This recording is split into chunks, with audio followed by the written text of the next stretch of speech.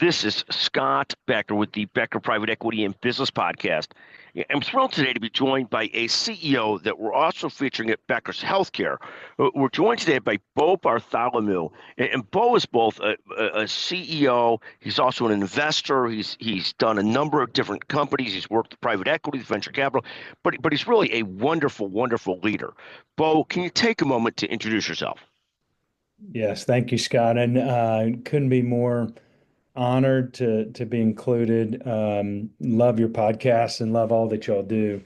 I am, as they say, a recovering hospital administrator.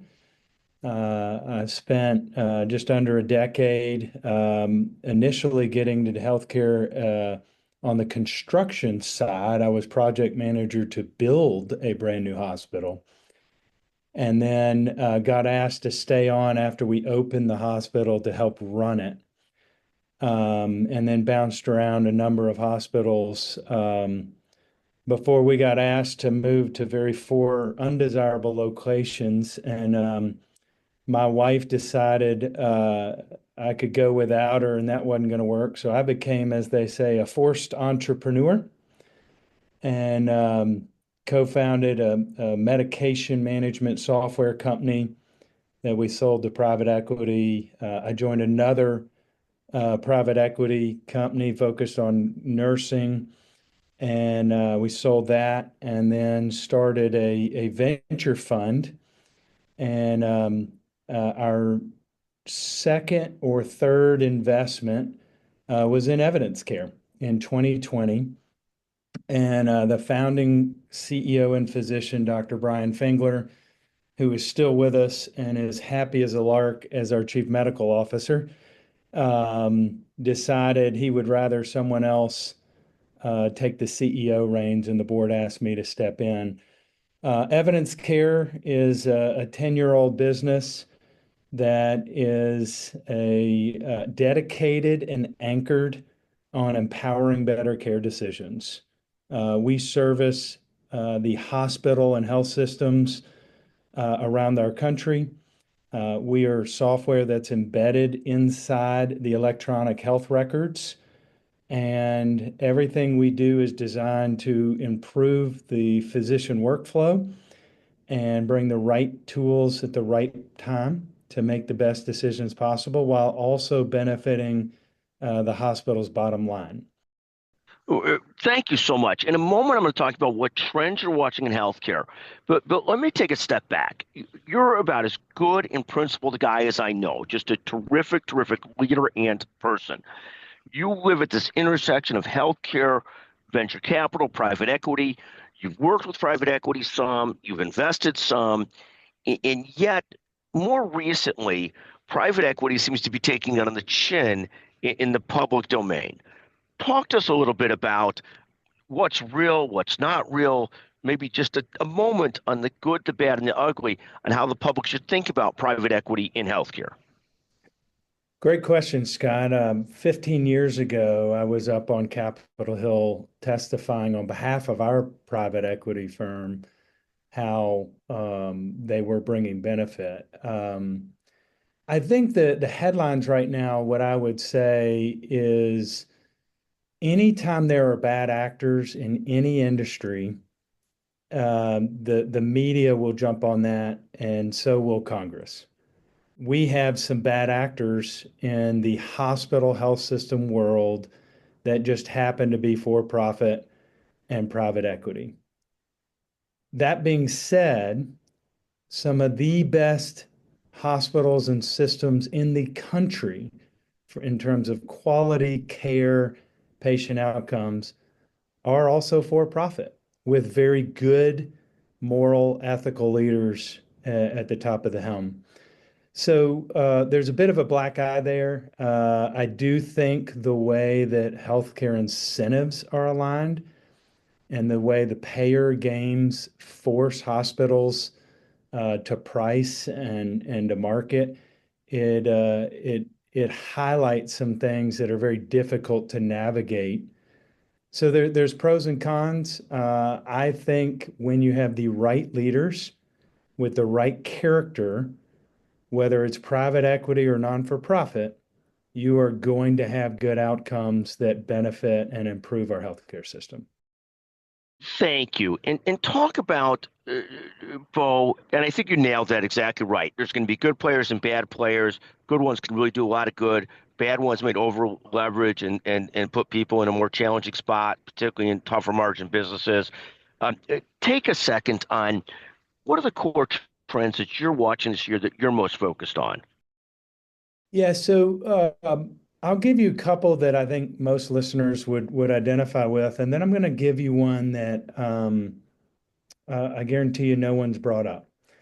High level, we are watching both at Evidence Care, but also across our venture capital portfolio.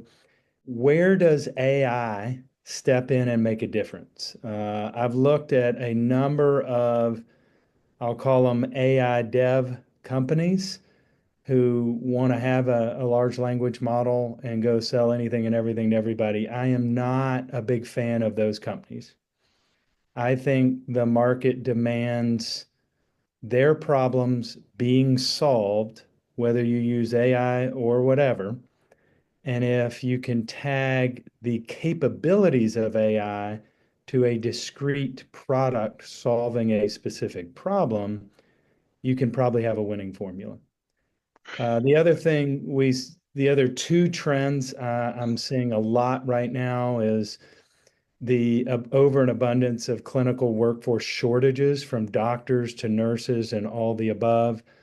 We as a health system, in general, a health ecosystem, have gotten real used at throwing bodies at problems. And we've got to leverage technology, digital health tools, whether it's the next generation of electronic medical records, the digital health tools, et cetera. And then thirdly, the one that I don't think you'll have a lot of people acknowledge is I'm watching the trend of two types of investors. There are investors, early stage seed, venture capital, private equity, at all levels, at all size checks, who fall into two different buckets. There are investors who have a business equation on a spreadsheet where the motto is profit, profit, profit. And they will do whatever it takes to make those formulas work. And then I also see investors where they really everybody's a capitalist. They all want to make returns. All of us do, but they're willing to do it within a set of principled guidelines with a focus on value creation, quality improvement, and real results through their investments, through the businesses that make healthcare better. And when you watch those two camps, I think you're going to see more and more winners on the latter side of that equation. And I'm kind of personally watching those I've met over the years that fall into each camp to see kind of how those outcomes play out. And generally, they skew positively. There's no facts or details on this. This is my own little study. But that's a trend that I think people who care about people and anchor themselves in a purpose to make the world better are going to have outsized profit and returns. But the point, Bo, and I couldn't agree with you more. In both of us happen to be by background forced or chosen to be entrepreneurs. And one of the concepts about being an entrepreneur is there are multiple different kinds of entrepreneurs, but I've always found when I'm trying to do something great, the money ultimately flows. When I'm trying to build something great, the money flows. Where if in contrast, if I start off with the concept of how do I turn something into a profitable business, and that's concept one, it never seems to work out well. And I think the two different faces of investors, those that are trying to build great businesses and actually do something well that takes care of people and solves a problem, end up ultimately finding the money as long as they're keeping their eye on that too. Whereas those that start with the other sort of perspective of everything is spreadsheet driven, everything is money driven, ultimately don't often sometimes often don't really solve a real problem. And then, there are instances where the money comes anyways, but it's not really the road to success or doing great things. Is that your experience or your thoughts on things too? Yes, I was talking with my family this past week, and ever since I was young, my brothers and sister and mother and father who passed away know I've always felt called to serve. I spent countless years in and out of missionary trips, served in the army to serve this great country we live in. And I did not know that the calling of being an entrepreneur is anchored on serving. There is more sacrifice involved, late nights, trying to make payroll, trying to solve problems than in any other profession. And if you understand that it's rooted and grounded in service to others, the broader market, your clients, then you're going to be successful. I do watch a plethora of business school students and others who want the tag title of entrepreneur because they think it's going to associate them with the wealth and creation of an Elon Musk. I would love that. I think most entrepreneurs would love that, but I think by and large, your batting average for the next level of billionaires from entrepreneurs is pretty low.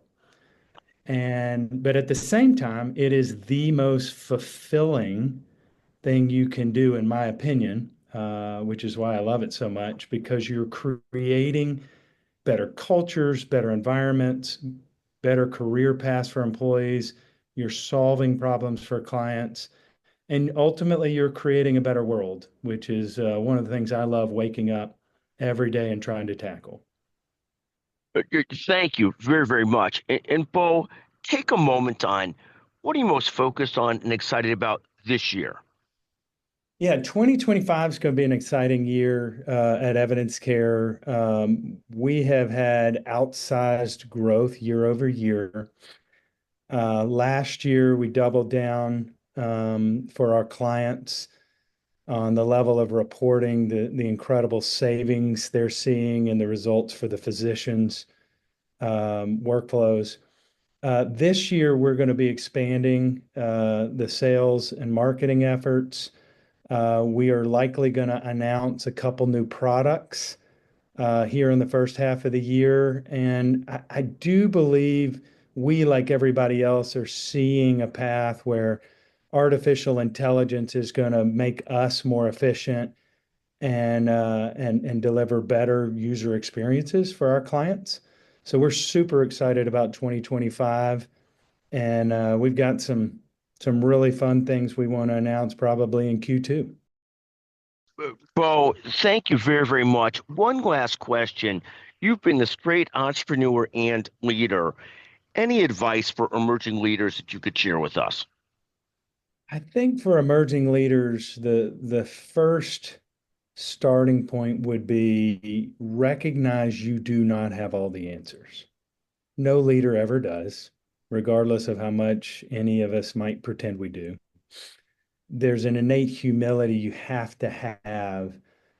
Second, all leaders surround themselves with more capable and competent people than themselves. You and I've talked about this in the past. I am surrounded by phenomenal executives who are way more talented and smarter than I am. And I'm comfortable enough in my skin to admit that. And I think great leaders learn that earlier in their career. And then lastly, as my mentor Clayton McWhirter always said, is always be prepared. No matter what you show up for, put the work in ahead of time. The work ethic is the single probably greatest differentiator between great leaders and good leaders. And the ones that put the work in, the light shines and they get seen over time. Bo, thank you so much for joining us today on the Becker Private Equity and Business Podcast. Thank you very, very much. Absolutely. Thank you, Scott.